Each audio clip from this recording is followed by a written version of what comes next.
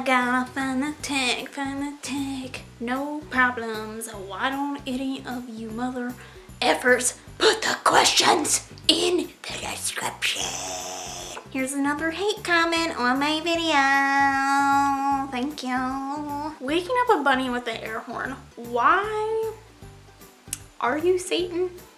Are you? I hope he shits all over your floor. Oh, that's actually so cute. Instead of doing the air horn, he just pets him with the air horn.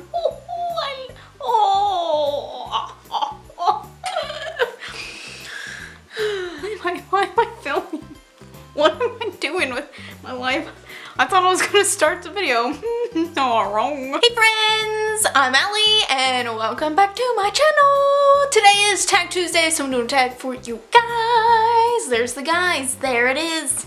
It won't go away, it won't leave my vocabulary. I don't know what to do. Today's tag is going to be the no disclaimers book tag. I've recently become obsessed with watching the no disclaimers book tag videos. This tag was created by Catalyst Reads and he just has a fantastic channel. Shout out because he is a small booktuber, but I think his content is fantastic. It's a lot of new things brought to the table in my opinion, and just a lot of different thought-provoking videos, so definitely go and check him out. Plus this tag is wonderful, so thank you for creating this tag. Let's get into the tag!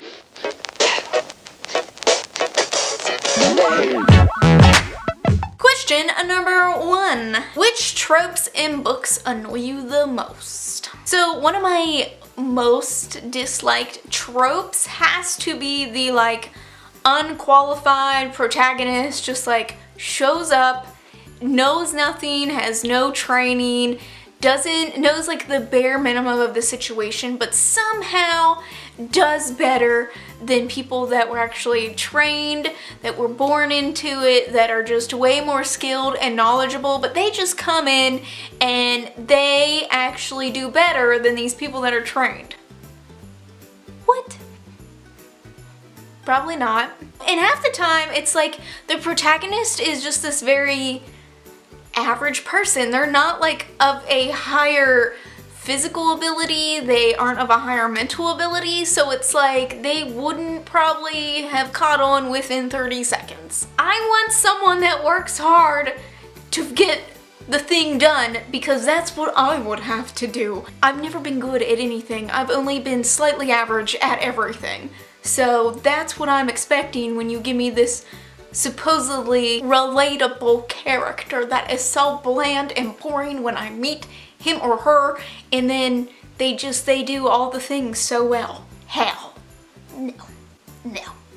No. Number 2, which writers do you feel are overrated? You guys.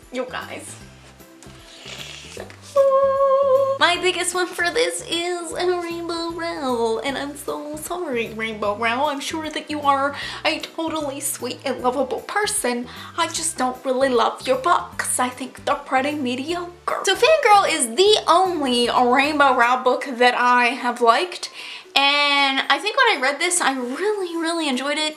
But looking back on it, I don't find it that memorable. I hated Carry On, I hated Landline, and I feel like everyone is in love with Rainbow Rowell's books, and I'm not. Sorry, I don't think they're that good. Number 3, what are your least favorite books since joining BookTube? I have decided to choose books that I've read because of BookTube, because I have read a lot of books that I haven't really enjoyed, but they my influence to pick them up has not been because of BookTube. It's just been because oh, this book seems interesting, but it's not. Because of BookTube, I picked up Tash Hart's Tolstoy. I don't like this book. It's not very good in my opinion. I think it's incredibly unrealistic, and I don't think the rep is all that great. However, there have been people that really relate to this rep. That is fantastic.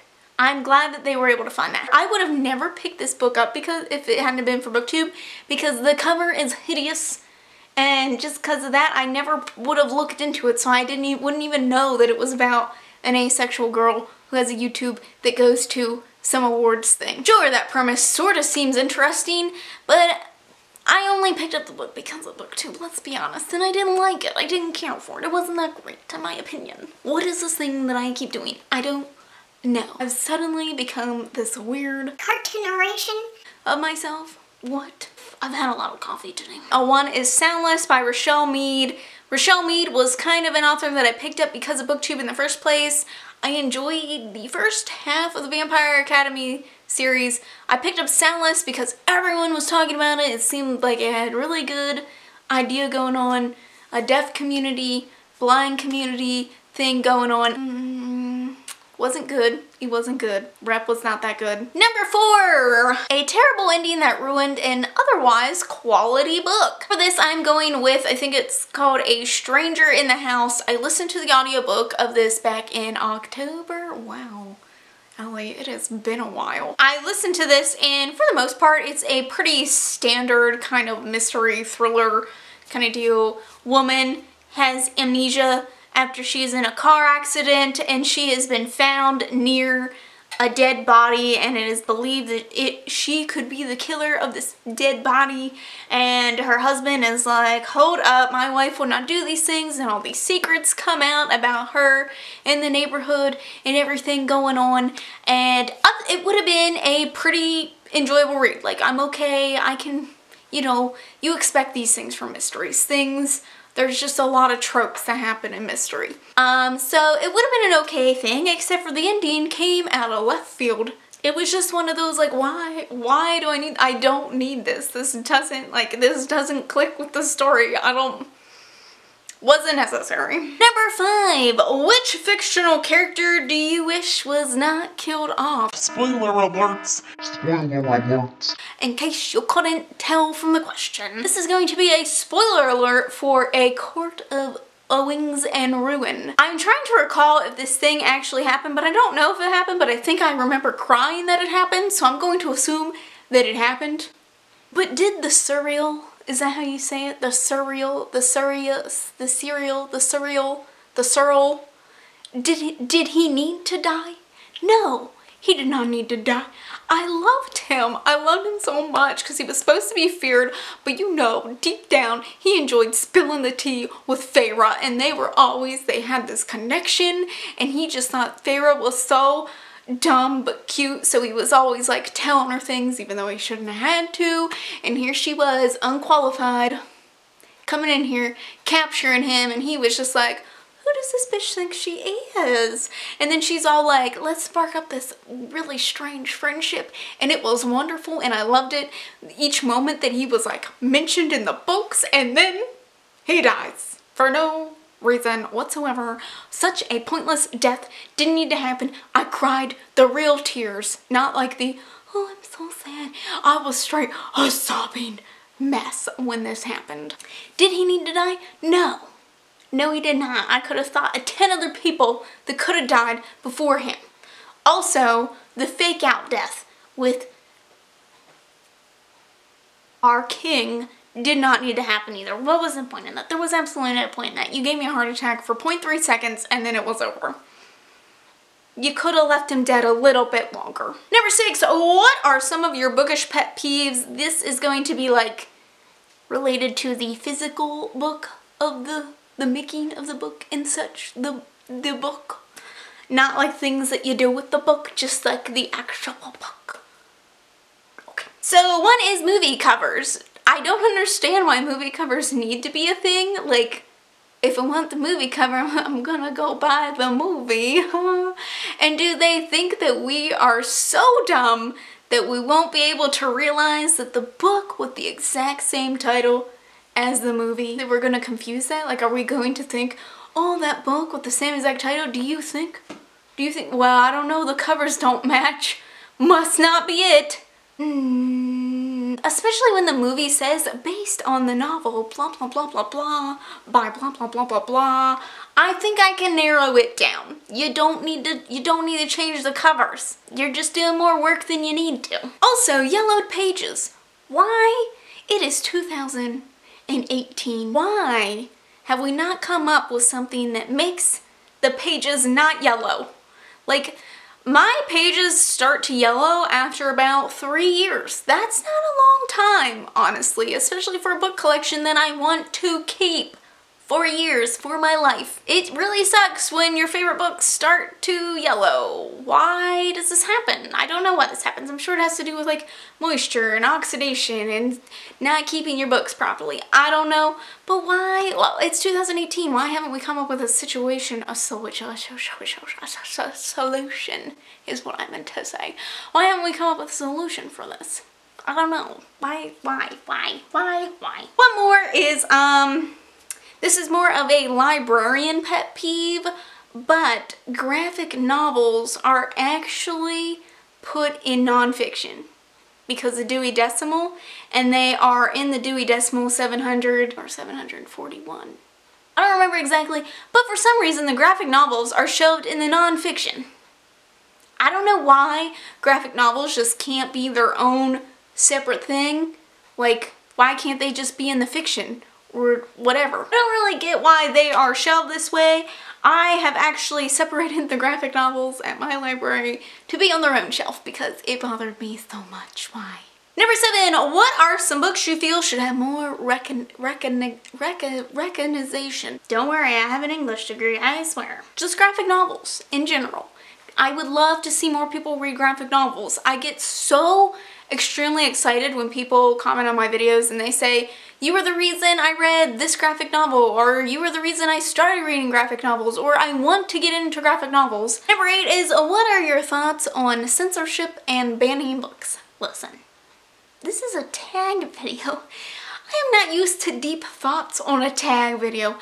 SOS, send help, was not prepared. For banning books, I'm looking at one book, particularly, specifically, whatever, in a certain state that has banned this book. There may have been more since the original state that banned it, I don't know. If a child is old enough to experience the things happening in the book, or if it is something that they turn on the news and see on a daily basis on news, public news channels, the book shouldn't be banned. Those are just poor reasonings because they are literally surrounded by it. And a book is able to put the thoughts and feelings they may be feeling into a more expressible form, make them feel less alone, make them understand what's happening around them.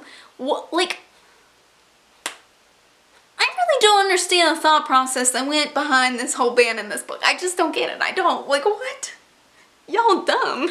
I do understand that there are certain books that you might not want to add to the curriculum. Don't add into the curriculum. However, if there is a high interest in a book, it should still be available in school libraries. That's just how I feel. Like, I can understand not adding something to the curriculum, but just saying that it shouldn't be allowed at all.